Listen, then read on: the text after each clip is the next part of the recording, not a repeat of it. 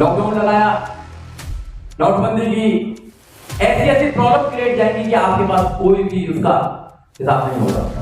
हम लड़ने के लिए तैयार होते हैं, बीमारी मिली है, दूसरी बीमारी तैयार होती है, जो बीमारी देने वाला है उसका इलाज कर दीजिए। जो बीमारी देने वाला है उसका इलाज कर दीजिए। ये जो वायरस है ना, इस वायरस का इलाज करना पड़ेगा।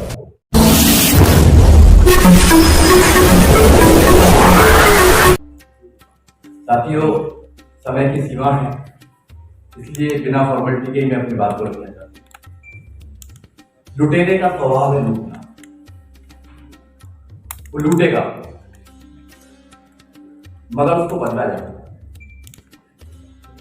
मगर हमारा चिंतन नहीं हो बदलने, हमारा चिंतन है समस्याओं पर। अच्छी बात, समस्याओं पर चिंतन होना चाहिए।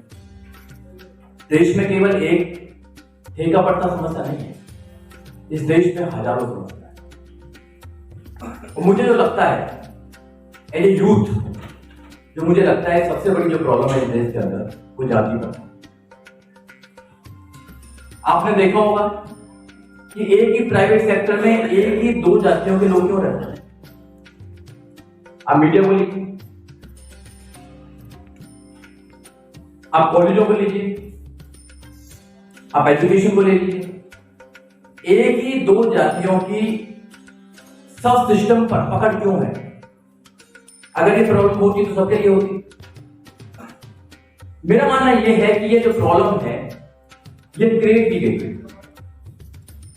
और ये प्रॉब्लम आज की नहीं है, ये हजारों सालों की प्रॉब्लम है जो आज तक हमारा पीछे नहीं छोड़ रही है। बाबा साहब डॉक्टर अम्बेडकर ने संविधान बनाने के बाद आप लोगों को रास्ता दिया कि हाँ, इस प्रॉब्लम के लिए अधिकार है, लड़ने के लिए अधिकार है, मगर हम लोग नहीं समझ पाए। हमें जहां लड़ाई लड़नी चाहिए हमने लड़ाई नहीं लड़ी। हमारी सबकी अपनी अपनी प्रॉब्लम्स हैं। यूथ की इस देश में अलग प्रॉब्लम्स हैं, महिलाओं के अलग प्रॉब्लम्स हैं, अलग अलग जाति वर्गों के अलग अलग प्रॉब्लम्स हैं।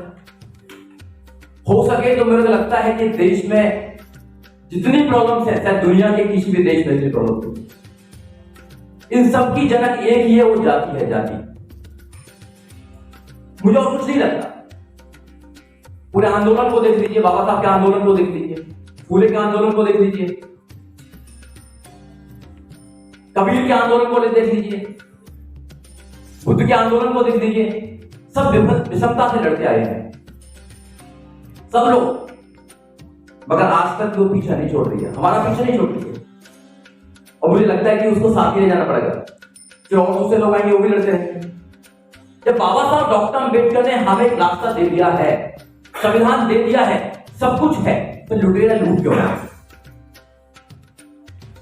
क्यों लूट रहा है? क्योंकि हमने सही जड़ पर प्रहार नहीं किया। जिस दिन हम सही जड़ पर प्रहार कर देंगे उस दिन बात बन जाएगी।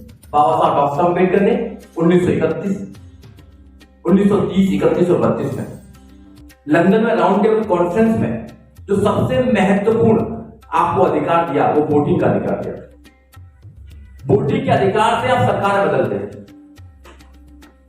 एक बड़ा लुटेरा, एक छोटा लुटेरा, एक उससे छोटा लुटेरा, सारे लुटेरे हैं। आपको लुटेरों को बदलने का पूरा अधिकार है, आपके पास में एक वोटिंग का अधिकार है। क्या हमने कभी इस पर सोचा? कभी जन आंदोलन चलाया? क्या हम कभी उसके हिस्सेदार बने? बहुत से लोग तो कहते हैं कि राजनीति से मुझे तो लेना देना नहीं। हाँ, लेना देना नहीं होगा, मगर राजनीति से तुमको लेना देना है। कब तक खाओगे आप? सब मंचों पर जाके राजनीति की बात मत करो। राजनीति है तो समस्या है, क्योंकि राजनीति ने ही समस्या को पैदा कर रखा है। जब तक हम राजनीति को साफ नहीं करेंगे और राजनीति में अच्छे लोग, ईमानदार लोग नहीं आएंगे जो अपनी बात को कह सकते हैं बिना किसी डर के, बिना किसी लालच के, बिना किसी पद के, जब बात करेंगे,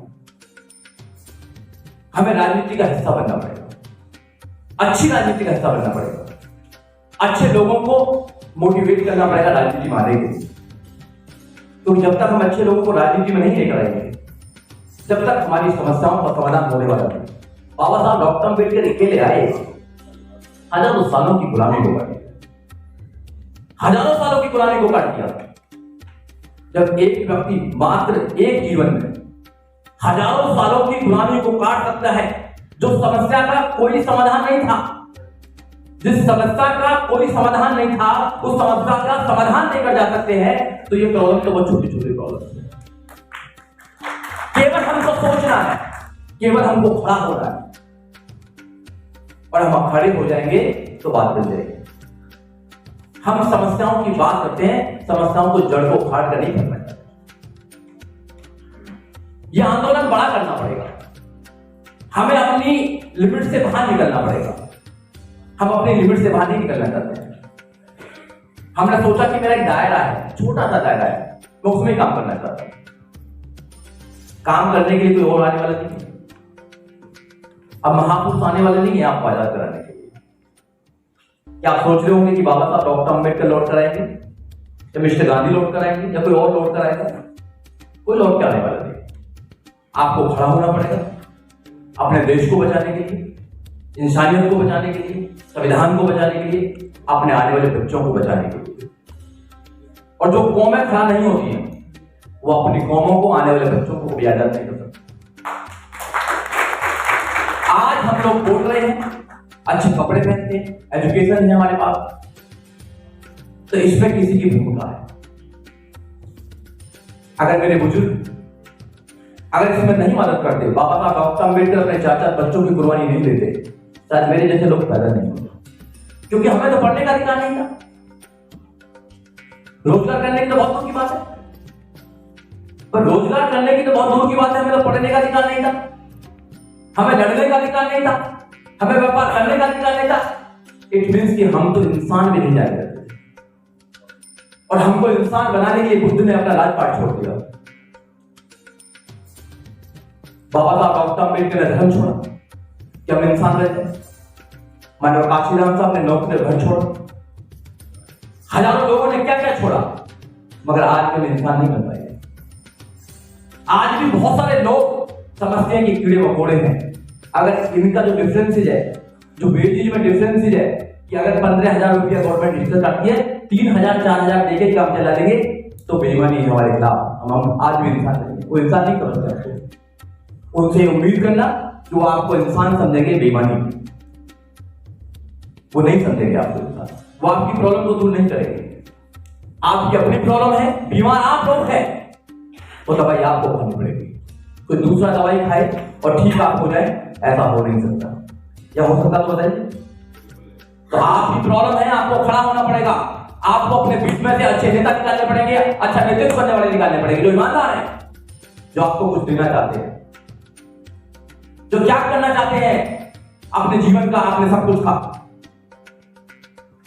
और जब त्यागी लोग नहीं होते हैं तो वहां परिवर्तन नहीं होता है। वैसे परिवर्तन नहीं मिल जाता है। क्या आपको वैसी आजादी मिल जाएगी? बाबा साहब डॉक्टर अंबेडकर आपको संविधान देकर गए, उस संविधान को वैसे ही बचा लेंगे आप लोग? संविधान सारी समस्याओं की एक प्रकार से सॉल्यूशन है, मात्र किताब नहीं है। वो ये किताब है, आप ये किताब देख लीजिए, किताब के लिए आपने पढ़ लिया, किताब नहीं है। उस संघर्ष है हजारों सालों का, संघर्ष का निचोड़ है हजारों सालों का, उसमें आपके हर समस्या का समाधान है। ऐसा क्यों है कि आप सारी विपत्तियों के मालिक हैं और कुछ चंद लोग सारी संपत्तियों के मालिक हैं? कभी आपने सोचा कि चंद लोग संपत्तियों के मालिक हैं, आप सारी विपत्तियों के मालिक हैं, सारी भी समस्या तब आपके पास है? ये कोई नेचुरल प्रोसीजर से नहीं आई ये समस्या।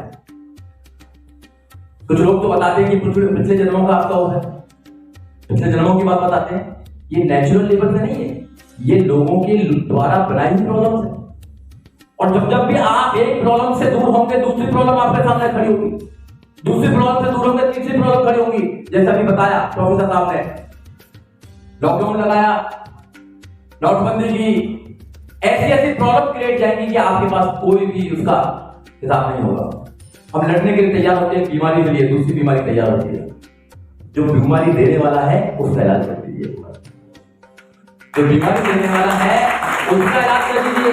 ये जो वायरस है ना, इस वायरस का इलाज करना पड़ेगा।